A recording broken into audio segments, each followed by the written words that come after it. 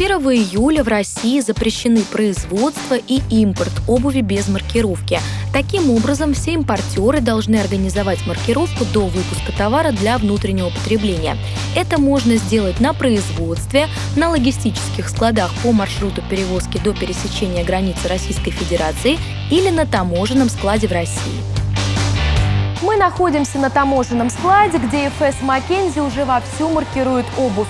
Весенние коллекции полным ходом приходят на склад. Пойдемте посмотрим, как это происходит. Сергей, расскажите, пожалуйста, с какими подводными камнями, с какими сложностями может столкнуться импортер при организации маркировки обуви? Прежде всего, это выбор самого места маркировки. Существует 3 варианта для маркировки обуви. В данном случае это как таковое производство, фабрика, на которой обувь производится. Второе место – это логистический склад, логистический транзитный склад до пересечения границ с Россией, то есть за рубежом.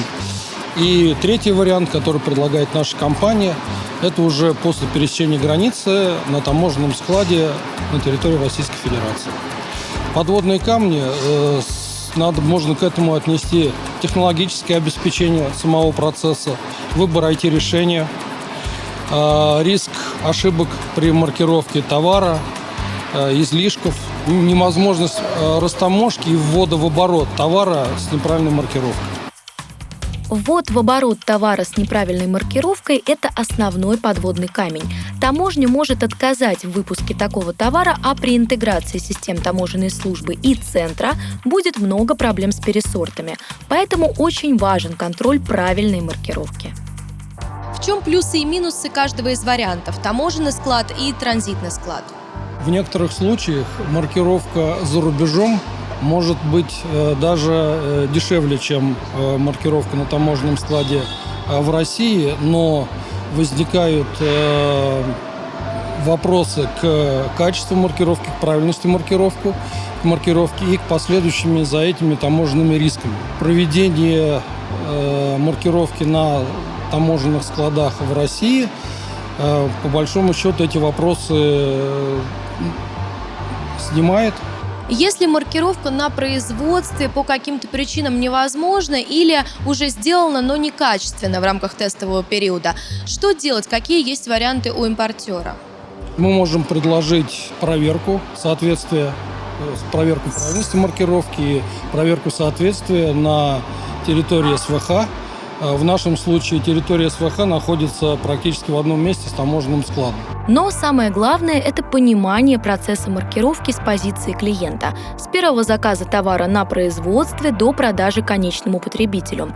Также важен правильный подбор оборудования и материалов для нанесения маркировки. Не должно быть никаких сбоев, а качество этикетки с маркировкой должно делать ее неизменной вплоть до этапа продажи конечному покупателю. Мы предлагаем клиенту комплексную услугу изначально. Это, так как FS Mackenzie – это логистическая компания, прежде всего, мы предлагаем услугу по доставке груза и плюс осуществляем маркировку этого товара. По большому счету мы можем осуществлять маркировку товара доставленными и не нашими логистическими силами, но весь процесс маркировки, который мы осуществляем на таможенном складе, он проходит под таможенным контролем, и каждый этап находится под контролем сотрудников нашей компании.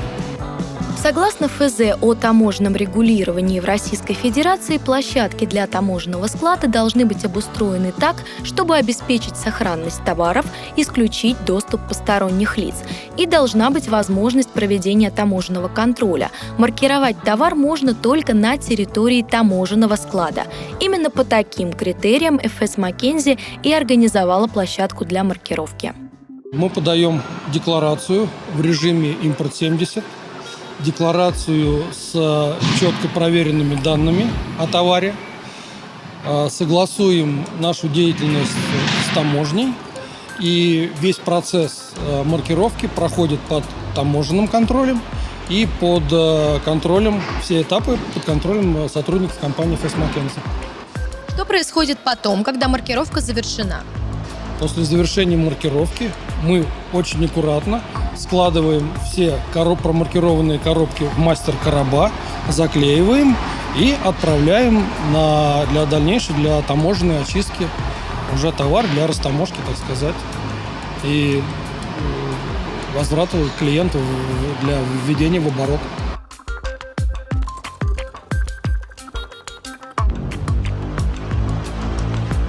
Итак, мы находимся на вашем таможенном складе. Расскажите, пожалуйста, как здесь все устроено. Мы находимся в Московской области на таможенном складе размером 650 квадратных метров. Здесь находится 12 рабочих мест на сегодняшний день. Мы можем увеличивать размер до 30-40 рабочих мест. На каждом рабочем месте находится ВМС-система, которая позволяет нам считывать баркоды и распечатывать коды маркировки и наклеивать непосредственно на товар. Итак, что это за партия и в каком объеме она приехала? Партия 1054 коробки, на 8 палетах 37 коробов. Сейчас мы можем продемонстрировать, каким образом у нас происходит процесс маркировки.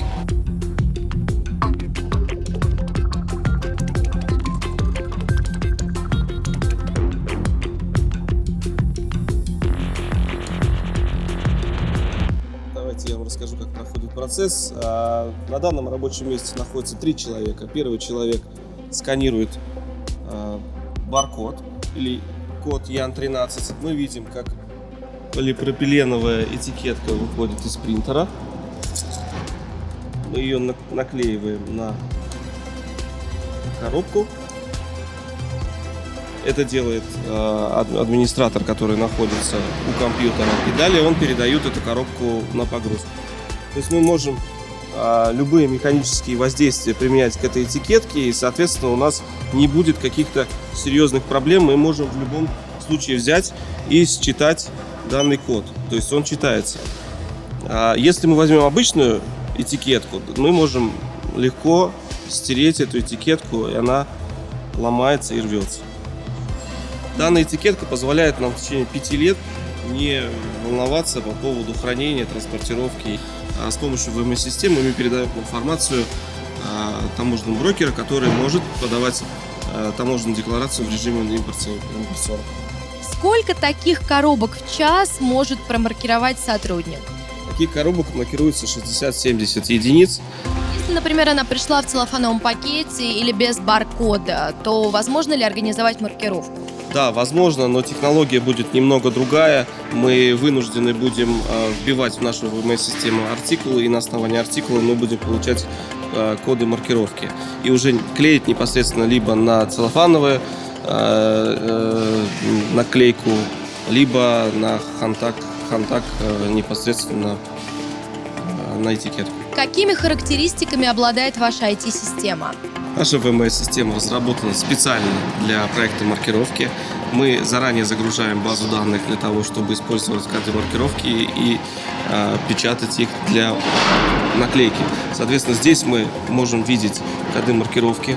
Если мы печатаем новый код, у нас здесь выскакивает галочка, и мы можем видеть, что мы второй раз не сможем распечатать этот код маркировки для того, чтобы обезопасить клиента от второй маркировки. Данная система позволяет не привлекать дополнительную рабочую силу для взаимодействия с ВМС-системой. Рабочим сотрудникам склада необходимо только взаимодействие со сканером, с принтером и уже непосредственно складывать коробки в мастер-короба для дальнейшей транспортировки и упаковки. Самая сложная задача не столько нанести на товар маркировку, сколько обеспечить корректную прослеживаемость маркированного товара с момента импорта в Россию до конечного потребителя. Поэтому самый значимый элемент – IT-система. Именно она используется оператором при организации процесса маркировки. Эта система должна обеспечивать высокую производительность труда. При этом исключаются ошибки и дублирование данных. А чтобы обеспечить качественную маркировку, нужны автоматизированные IT-решения, интеграция с импортером и с Центром развития перспективных технологий.